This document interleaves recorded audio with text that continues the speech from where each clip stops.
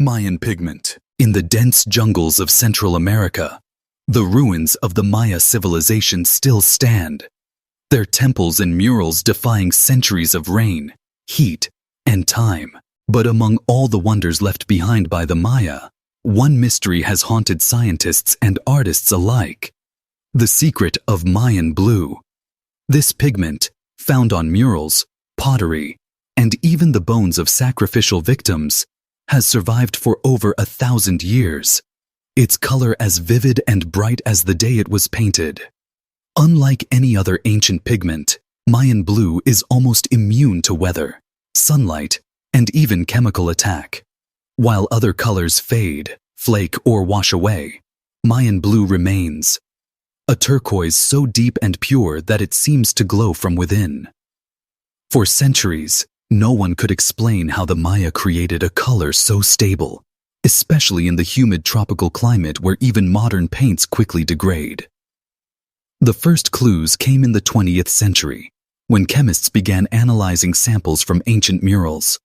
They discovered that Mayan blue was not a simple mineral or plant dye, but a complex hybrid, a natural clay called palygorskite, heated together with indigo dye from local plants. Somehow, the Maya had learned to bind organic indigo molecules inside the microscopic tunnels of the clay, creating a pigment that was both organic and inorganic, an early example of nanotechnology. But the real mystery is how the Maya discovered this process. The temperatures required to fuse indigo and clay are precise: too low, and the color washes out; too high, and the pigment turns gray. Modern attempts to recreate Mayan blue in the lab have succeeded only with careful temperature control and pure ingredients. Yet the Maya, with no thermometers or modern kilns, achieved this feat on a massive scale, decorating entire temples and cities. Even more astonishing is the pigment's resistance to acid, alkali, and solvents. In one experiment, scientists soaked Mayan blue in concentrated acid for days. Yet the color did not fade. This chemical stability is still not fully understood. Some researchers believe the unique structure of palygorskite clay, with its nano-sized channels, locks the indigo molecules in place, protecting them from chemical attack. Others suspect that the Maya used secret additives, perhaps plant resins or mineral salts, to enhance the pigment's durability. The uses of Mayan blue went beyond art. Archaeologists have found traces of the pigment on the bones of human sacrifices at the sacred cenotes of Chichen Itza, suggesting it played a role in rituals of death and rebirth. The color was sacred, associated with the rain god Cha'ak and the underworld. To the Maya, Mayan blue was more than a pigment. It was a bridge between worlds, a color that could not die. Today, Mayan blue remains a challenge for modern science. While we can approximate its color, the exact process and the full range of its properties remain elusive. The pigment's secret is a reminder that the ancient world still holds technologies we do not fully understand, technologies that may have been lost not by accident, but by design. In the dense jungles of Central America, the ruins of the Mayan Viking steel, in the cold, mist-shrouded lands of Scandinavia, a legend was forged in fire and steel. A legend that would echo across Europe for centuries. The Vikings, feared for their raids and revered for their craftsmanship, left behind a legacy of weapons. But among all their arms, none are as mysterious or as impossible as the Ulfberht swords. These blades, inscribed with the name Ulfberht+, have baffled historians and metallurgists alike. They are not just relics of war, they are technological anomalies, centuries ahead of their time, discovered in riverbeds, burial mounds, and ancient battlefields from Norway to the Volga. Ulfberht swords stand apart from ordinary Viking weapons. While most medieval swords were made from brittle, impure iron, the Ulfberhts are forged from crucible steel, metal so pure and strong that it would not be seen again in Europe until the Industrial Revolution. Their carbon content is nearly 3 times higher than that of other swords from the same era, and their structure is free from the slag and impurities that weakened lesser blades. How did Viking smiths, working in smoky forges with primitive bellows, creates steel of such quality? The answer remains a mystery. Modern analysis shows that Ulfberht swords contain up to 1.2% carbon, and their metal is so pure that it rivals the best modern spring steel. To achieve this, the iron must be heated to over 1,500 degrees Celsius, hotter than any known medieval European furnace could reach. The process requires not just intense heat, but also a sealed, oxygen-free environment to prevent the carbon from burning away. In the Middle Ages, only a handful of cultures, most notably in India and Persia, had mastered the art of making crucible steel, known as woots. Yet the Ulfberhts appear in Viking graves as early as the 9th century. Some researchers believe the Vikings may have acquired raw steel ingots through trade with the East, then reforged them into their own designs. Others argue that a lost tradition of northern metallurgy, now forgotten, allowed a handful of master smiths to achieve the impossible. The truth is, no one knows for sure. Attempts to replicate the Ulfberht process in modern labs have met with limited success. Even with today's technology, producing steel of such purity and flexibility is a challenge. The swords themselves are works of art as much as weapons. Their blades are long, straight, and perfectly balanced, with a resilience that allowed them to bend almost double without breaking. The Ulfberht inscription, inlaid with twisted iron wire, is a mark of both pride and mystery. Not all swords bearing the name are genuine. Many are medieval counterfeits, made from inferior metal and stamped with the famous brand to deceive buyers. But the true Ulfberhts, perhaps fewer than 200 in existence, are unmistakable. The legend of the Ulfberht sword is not just about metallurgy. It is about the transmission of knowledge, the secrets of the forge, and the power of a name. Some believe the Ulfberht was more than a sword. It was a symbol, a passport to the afterlife, a weapon blessed by the gods. Others see it as evidence of a lost network of trade and technology that connected the Vikings to distant lands. Today, the Ulfberht swords remain a riddle. Their secrets are locked in the steel, in the hands of smiths who took their knowledge to the grave. They are a reminder that the past is not always what it seems, and that sometimes the impossible is simply the forgotten. Mayan Blue cement. Beneath the bustling streets of Rome and the silent ruins of its aqueducts lies a secret that has puzzled engineers for centuries. The Romans, master builders of the ancient world, constructed harbors, baths, and water channels that have survived millennia of floods, earthquakes, and neglect.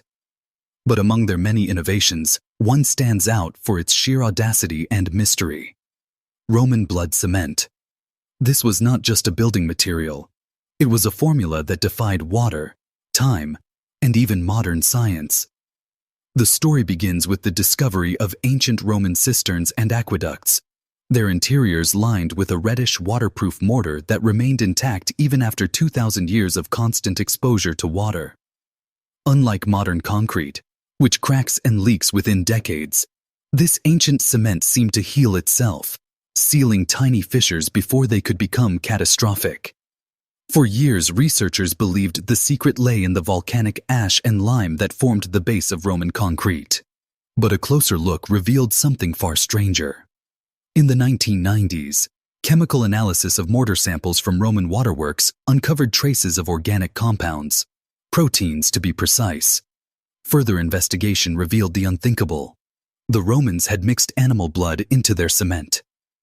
Ancient texts, including those of Pliny the Elder and Vitruvius, hinted at the practice, describing how ox blood was added to mortar to improve its properties. But it was only with modern science that the true effect became clear. The proteins in blood, particularly albumin, act as natural plasticizers. When mixed with lime and volcanic ash, they help the cement flow more easily, filling every crack and crevice. More importantly, as the mortar sets, the proteins react with the minerals to form a dense, water-resistant matrix. This not only prevents leaks, but also allows the cement to self-heal when small cracks appear. Water seeping into a fissure triggers a chemical reaction, causing new crystals to grow and seal the gap. The result is a material that can survive centuries of wear and tear, even in the harshest conditions. But the use of blood in construction was not just a technical innovation. It was a ritual act. In Roman religion, blood was a symbol of life, sacrifice, and renewal. By mixing it into the very fabric of their buildings, the Romans believed they were imbuing their structures with strength and vitality. Some scholars argue that this practice was reserved for sacred or public works, where the durability of the structure was paramount. Despite its effectiveness, the secret of Roman blood cement was lost with the fall of the empire. Medieval builders, lacking the knowledge or the willingness to use animal blood, reverted to simpler mortars that could not withstand the test of time.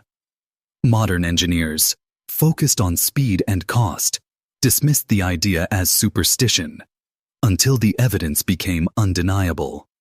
Attempts to recreate Roman blood cement in the lab have met with mixed results. While the addition of proteins does improve the properties of lime-based mortars, the exact combination of ingredients, curing times, and environmental conditions remains elusive. Some researchers believe that the unique volcanic ash used by the Romans, rich in rare minerals, was essential to the process. Others suspect that the ritual aspects, the timing of the sacrifice, the type of animal, even the phase of the moon, played a role in the material's legendary durability. Today, the aqueducts and cisterns of Rome still stand, their blood-red mortar as strong as ever. They are a testament to a civilization that understood the power of nature, chemistry, and belief. Roman blood cement is more than a building material. It is a bridge between science and ritual, a forgotten technology that challenges our assumptions about the past. The Tamahagane steel, in the misty mountains of Japan, where rivers run clear and forests whisper with ancient secrets, a handful of master smiths still practice a craft that borders on the sacred. Their product is not just metal, but legend. Tamahagane steel, the heart and soul of the samurai sword. For centuries, these blades have been revered not only as weapons, but as works of art, objects of such beauty, sharpness, and resilience that they seem almost supernatural. Yet, despite centuries of study and countless attempts at imitation, the true secret of Tamahagane remains elusive. The process begins with a rare, iron-rich sand called satetsu, gathered from riverbeds and mountainsides. This sand is loaded into a clay furnace known as a tatara, where it is smelted over 3 days and nights, fed by a constant stream of charcoal and the tireless labor of the smiths. The temperature must be kept within a narrow range. Too hot, and the steel becomes brittle. Too cool, and it remains impure. The result is a bloom of steel, weighing hundreds of pounds, that must be broken apart and sorted by color, texture, and sound. Only the best pieces are chosen for sword making. These are folded and hammered repeatedly, sometimes thousands of times, to create layers upon layers of steel. This folding process is not just for show. It removes impurities, distributes carbon evenly, and creates the distinctive grain patterns known as hada. The smiths work in silence, guided by intuition and tradition, their every movement a ritual passed down through generations. But the true magic of Tamahagane lies in the balance between hardness and flexibility. The blade's edge must be hard enough to hold a razor-sharp edge, yet the spine must be soft enough to absorb shock without breaking. To achieve this, the smith coats the blade with a special clay mixture before quenching it in water. The edge exposed to the water cools rapidly and becomes extremely hard, while the spine, insulated by the clay, cools more slowly and remains tough. This differential hardening creates the famous hamon, the wavy line that runs along the blade, marking the boundary between hard and soft steel. Modern metallurgists have analyzed Tamahagane blades under microscopes, X-rays, and electron beams. They have mapped the carbon content, measured the grain size, and even recreated the folding process in controlled environments. Yet, something is always missing. The best modern replicas can match the sharpness or the beauty, but not both. The subtle interplay of elements, the influence of the local water, the precise composition of the clay, all seem to matter in ways science cannot fully explain. Some believe the secret lies in the smiths themselves. The making of a sword is as much a spiritual journey as a technical one. The smiths purify themselves before working, recite prayers, and treat the process as a form of meditation. The sword is not just a weapon, but a living thing, a vessel for the spirit of the warrior and the land. Tamahagane steel is still made today, but only in small quantities, and only by a handful of licensed smiths. The knowledge is guarded, the process unchanged for centuries. Each blade is unique, a fusion of earth, fire, water, and human will. And while modern science can describe the steps, it cannot capture the essence.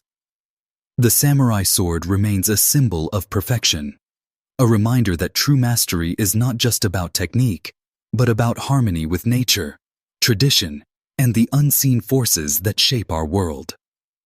Tamahagane steel is the spirit of Japan, forged in fire and mystery, and its secret may never be fully revealed. The Greek proof cloth. In the bustling marketplaces and sacred temples of ancient Greece, there existed a material so strange, so seemingly impossible, that it was spoken of in hushed tones and reserved for the most sacred rites. This was the legendary fireproof cloth, a fabric that could be thrown directly into the flames and emerge unscathed, its colors and patterns untouched by the inferno.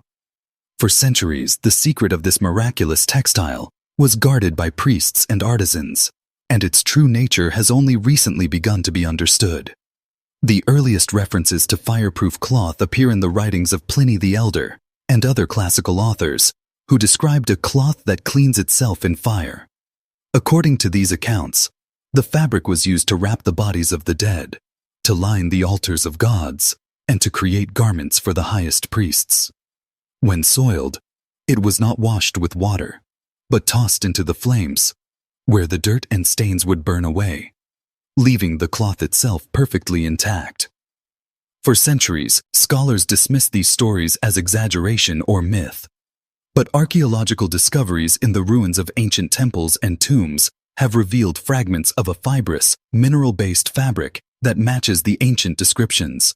Modern analysis has identified the material as asbestos, a naturally occurring silicate mineral that can be woven into threads and cloth. Asbestos fibers are incredibly resistant to heat and fire, and when spun into fabric, they create a textile that is virtually indestructible by flame.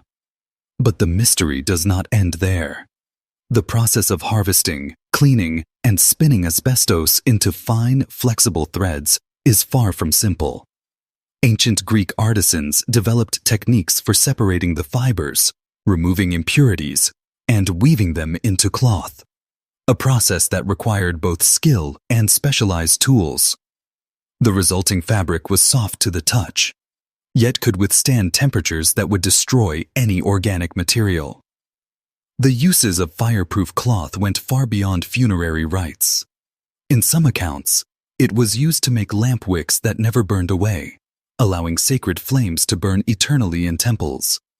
In others, it was fashioned into ceremonial robes for priests who performed rituals involving fire. The cloth became a symbol of purity and immortality, a material that could pass through the flames and emerge unchanged, a metaphor for the soul's journey through death and rebirth. Yet, the very properties that made asbestos cloth so valuable in the ancient world would become its curse in modern times. Asbestos fibers, when inhaled, are highly toxic and can cause deadly diseases such as asbestosis and mesothelioma. The ancient Greeks, unaware of these dangers, prized the material for its miraculous qualities, but over time, the knowledge of its hazards faded along with the techniques for its production. By the Middle Ages, the secret of fireproof cloth was lost. The mines that once supplied the mineral were abandoned, and the art of spinning asbestos into fabric disappeared from the world. Only fragments remained, buried in tombs and hidden in the ruins of forgotten temples. Today, the story of Greek fireproof cloth is a cautionary tale, a reminder that not all miracles are without cost, and that the pursuit of the impossible can sometimes lead to unforeseen consequences. The fabric that defied flames is now a forbidden relic, its secret both a marvel and a warning from the past. Yet the legend endures. In museums and private collections, the surviving scraps of fireproof cloth are studied with awe and trepidation. They are a testament to the ingenuity and ambition of the ancients, a fabric that, for a brief moment in history, allowed mortals to touch the fire of the gods. The Fawn Clan purple dye. In the ancient world, color was more than mere decoration. It was a symbol of power, wealth, and the divine. And no color was more coveted, more fiercely protected, or more shrouded in mystery than the legendary Phoenician purple. Known as Tyrian purple, this dye was so rare and expensive that it became the exclusive mark of emperors, priests, and the highest nobility. Its secret was guarded for centuries by the seafaring Phoenicians, whose mastery of chemistry and trade changed the course of history. The story of Phoenician purple begins on the rocky shores of the eastern Mediterranean, in the bustling city-states of Tyre and Sidon. Here, artisans harvested thousands of tiny sea snails, Murex brandaris and Murex trunculus, from the coastal waters. The process was laborious and foul-smelling. The snails were cracked open, and a small gland was extracted and left to ferment in vats under the hot sun. Over days, the liquid would transform from pale yellow to green, then blue, and finally to a deep, radiant purple that seemed to glow with an inner light. What made Tyrian purple so extraordinary was not just its color, but its permanence. Unlike other ancient dyes, which faded with sunlight or washing, Phoenician purple grew richer and more vibrant over time. Garments dyed with it have been found in tombs thousands of years old, their color as bold as the day they were woven. The secret lay in the unique molecular structure of the dye, a complex mix of brominated indigo compounds that bonded tightly to wool and linen fibers, resisting the ravages of time and the elements. The dye's production was so costly and labor-intensive that it became a symbol of absolute luxury. It is said that a single gram of Tyrian purple required the sacrifice of over 10,000 snails. Only the wealthiest could afford it, and in Rome, laws were passed restricting its use to the emperor and his family. To wear the color without permission was a crime punishable by death. The purple robes of the Caesars, the banners of the Byzantine emperors, and the vestments of high priests all bore the unmistakable hue of Phoenician mastery. But the process was more than just chemistry. It was alchemy, ritual, and tradecraft. The exact methods were passed down through generations of Phoenician families, never written, always spoken. The dye works of Tyre were guarded like fortresses, and spies who tried to steal the secret often vanished without a trace.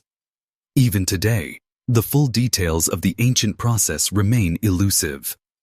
Modern chemists have managed to recreate Tyrian purple in the lab, but the scale, consistency, and depth of color achieved by the ancients remain unmatched. The fall of Tyre and the rise of new empires eventually led to the decline of the purple trade. The secret was lost, the dye works abandoned, and the color of kings faded into legend. Yet, the legacy of Phoenician purple endures. In the language of royalty, in the flags of nations, and in the dreams of artists, the color still whispers of a time when the mastery of nature was the highest form of power. Today, the rare surviving fragments of Tyrian purple cloth are treasures beyond price. They are studied by scientists, coveted by collectors, and revered by historians as proof that the ancients knew secrets we have yet to reclaim. The color of kings, born from the depths of the sea, remains a symbol of the impossible, a dye that never faded, and a mystery that endures. The Etruscan black pottery. Long before the rise of Rome, in the rolling hills of central Italy, the Etruscans flourished, a civilization renowned for its artistry, engineering, and enigmatic rituals. Among their many achievements, One stands out as a marvel of ancient craftsmanship: Etruscan black pottery, known as Bucchero. These vessels, cups, and figurines, with their jet-black, glass-like surfaces, have survived for over 2 millennia, their luster undimmed by time. Yet, the secret of their creation remains one of the great unsolved mysteries of archaeology. At first glance, Bucchero pottery seems almost metallic. Its surface is so smooth and reflective that it can mirror a face, and its color is a deep, uniform black that modern kilns struggle to reproduce. Unlike Greek or Roman ceramics, which were painted or glazed, Bucchero's finish is integral to the clay itself, a result of a process that fused art and science in ways we still do not fully understand. The Etruscans began with fine, iron-rich clay, shaped by hand or on the wheel into elegant forms: goblets, bowls, amphorae, and intricate statuettes. The real magic happened in the firing. Instead of exposing the pottery to oxygen, the Etruscans fired their wares in a reducing atmosphere, a kiln starved of air, filled with smoke and carbon monoxide. This environment caused the iron oxides in the clay to transform, turning the pottery a uniform, metallic black from surface to core. But the process was far from simple. The temperature had to be controlled with extraordinary precision. Too hot, and the pottery would crack. Too cool, and the color would be dull and uneven. The Etruscans used organic materials, wood, straw, even animal bones, to create the right balance of gases in the kiln. Some evidence suggests they polished the vessels with smooth stones or applied secret slips and washes before firing, enhancing the final sheen. The result was pottery that was not only beautiful, but also surprisingly durable. Bucchero vessels have been found in tombs, temples, and even shipwrecks, their surfaces still gleaming after thousands of years. The Etruscans prized these objects for both daily use and ritual offerings, believing the black color symbolized the underworld and the eternal cycle of life and death. Modern potters and scientists have tried to replicate Bucchero, but the results are rarely perfect. The exact combination of clay, fuel, kiln design, and firing technique remains elusive. Some researchers believe the Etruscans possessed a unique understanding of local clays and minerals, or perhaps even used additives now lost to history. Others suggest that the process was as much art as science, relying on the intuition and experience of master potters whose secrets died with them. The decline of the Etruscans and the rise of Rome led to the disappearance of Bucchero. Roman pottery favored red and white finishes, and the knowledge of blackware faded into obscurity. Today, the surviving pieces are prized by museums and collectors, their surfaces still reflecting the faces of those who gaze upon them. Etruscan black pottery is more than a relic. It is a testament to a lost world of innovation, beauty, and mystery. It challenges our assumptions about ancient technology and reminds us that sometimes the greatest secrets are hidden in plain sight, waiting for the right hands and the right eyes to rediscover them. The Mughal policed marble. In the heart of India, where the Yamuna River bends in a gentle arc, stands the Taj Mahal, a monument to love, loss, and the heights of human artistry. Its white marble domes and minarets are world famous, but for those who have walked its echoing halls at dawn or dusk, another wonder reveals itself: the uncanny glass-like gleam of its stone. This is the legacy of the Mughal mirror polish, a technique so advanced that centuries later, its secret remains unsolved. The Mughal emperors, obsessed with beauty and perfection, demanded that the marble and semi-precious stones of their palaces and tombs be polished to a finish so flawless that they would reflect the world like water. The effect is most striking in the Taj Mahal's inner chambers, where the walls and floors shimmer with a soft, luminous glow. In some places, the stone is so smooth that a candle's flame appears doubled, and the faces of visitors are reflected as if in a pool. How did the artisans of the 17th century achieve such perfection? Historical records mention teams of skilled stonecutters and polishers, many brought from Persia and Central Asia, who worked for years on a single surface. They used a combination of abrasives, crushed agate, garnet, and even diamond dust, mixed with oils and applied with felt, leather, and palm leaves. The process was painstaking, requiring endless patience and a master's touch. Each layer of polish was finer than the last, until the stone's pores were sealed and its surface became almost liquid in its clarity. But there is more to the mystery than just hard work. Modern attempts to replicate the Mughal mirror finish, even with advanced tools and synthetic abrasives, have fallen short. The marble used in the Taj Mahal, quarried from Makrana in Rajasthan, is unusually dense and fine-grained, but this alone does not explain the depth of the polish. Some researchers believe the Mughals used secret herbal or mineral additives, perhaps plant resins, animal fats, or rare oils, to enhance the stone's reflectivity and protect it from humidity and dust. Legends persist of lost recipes, guarded by guilds of stoneworkers who passed their knowledge only to chosen apprentices. When the Mughal Empire declined, many of these artisans disappeared, their secrets vanishing into the mists of history. The British, who later restored the Taj Mahal, tried to revive the mirror polish, but could not match the original luster. Even today, conservationists struggle to maintain the gleam, as pollution and acid rain slowly dull the once miraculous surfaces. The Mughal mirror polish was not just for beauty. It was a symbol of paradise, a reflection of the heavens on earth. In the play of light and shadow, in the mirrored arches and inlaid gemstones, visitors were meant to glimpse eternity. The technique was used not only in the Taj Mahal, but in other Mughal masterpieces: the Red Fort, the palaces of Fatehpur Sikri, and the tombs of emperors and queens. Today, the surviving examples of Mughal mirror-polished stone are national treasures, studied by scientists and artisans alike. Yet, the full secret remains just out of reach, a blend of geology, chemistry, and human genius that may never be fully recovered. The lost luster of the Libisa paper marmor. The chronicles of ancient warfare, tales of impenetrable armor are often the stuff of legend. But among the most astonishing, and least understood, of these stories is the saga of Chinese paper armor, a defensive technology so counterintuitive that even today it defies belief. How could something as fragile as paper protect a warrior from arrows, blades, and even bullets? And yet, for centuries, soldiers across China and East Asia trusted their lives to armor made not of metal or leather, but of countless layers of pressed, lacquered paper. The origins of paper armor stretch back to the Tang and Song dynasties, when the cost and scarcity of metal forced armies to seek alternatives.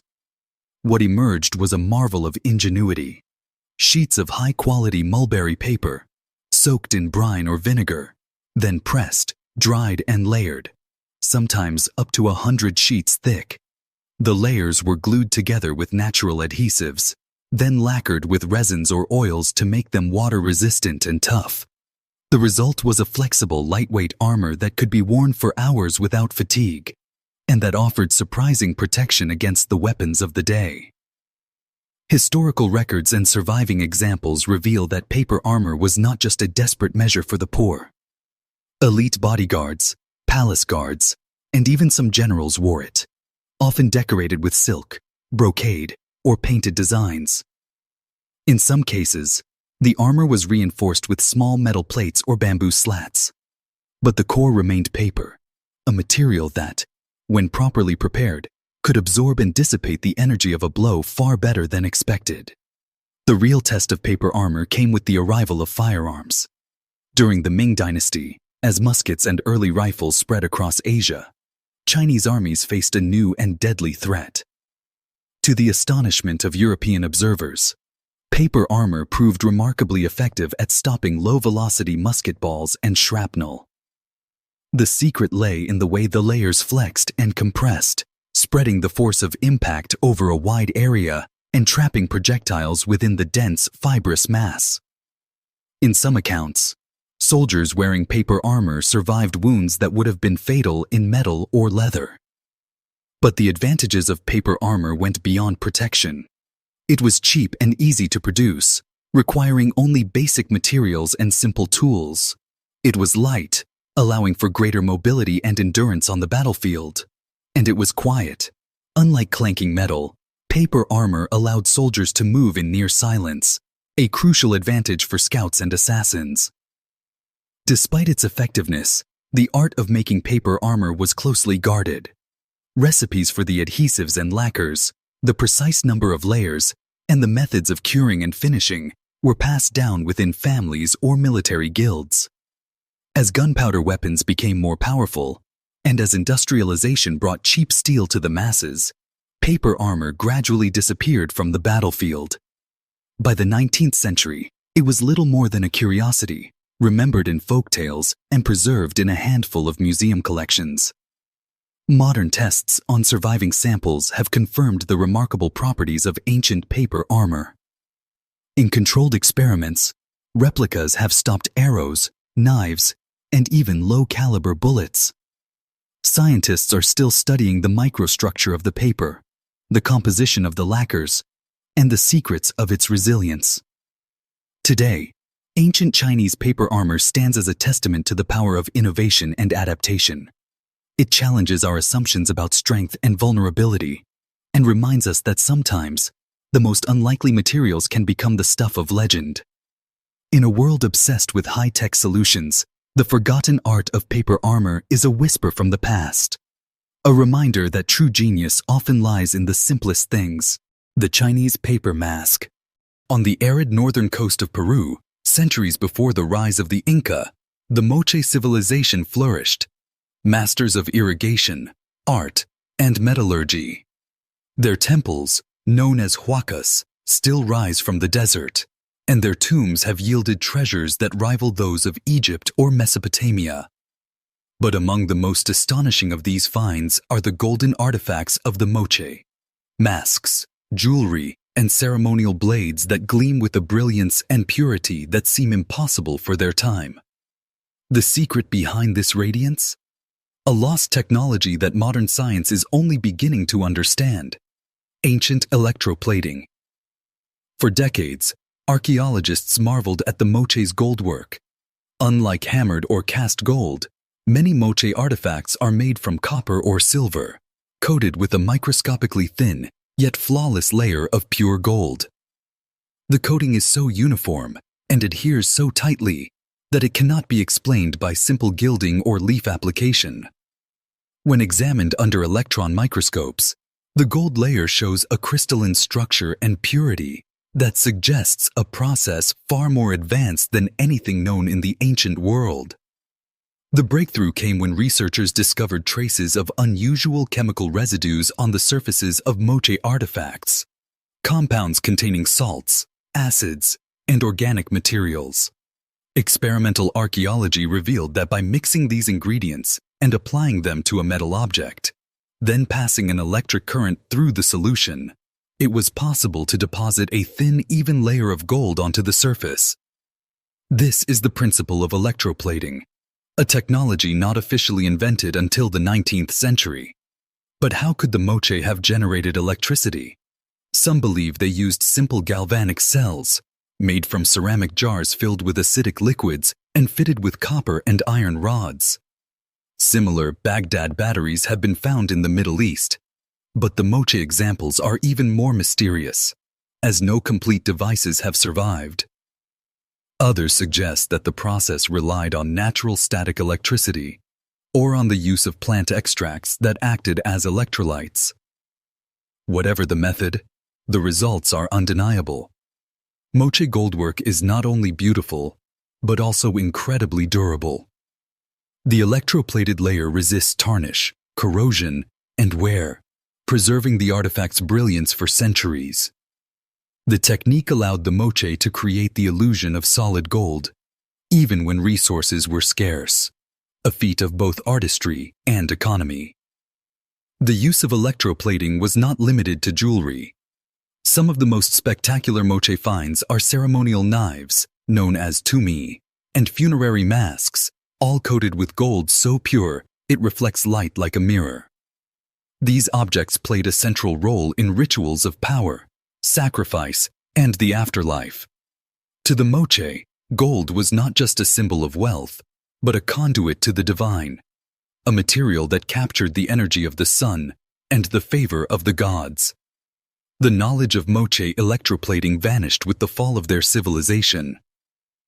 Later cultures, including the Inca and the Spanish conquistadors, admired the gold but did not understand the science behind it. When the Spanish melted down the treasures of the Andes, they destroyed not only works of art, but also the evidence of a lost technology. Today, scientists and conservators are racing to unlock the secrets of Moche gold. By analyzing residues, reconstructing ancient recipes, and experimenting with natural materials, they hope to revive a technique that could revolutionize modern conservation and jewelry making. Yet, the full process remains elusive, a blend of chemistry, intuition, and perhaps even ritual that defies easy explanation.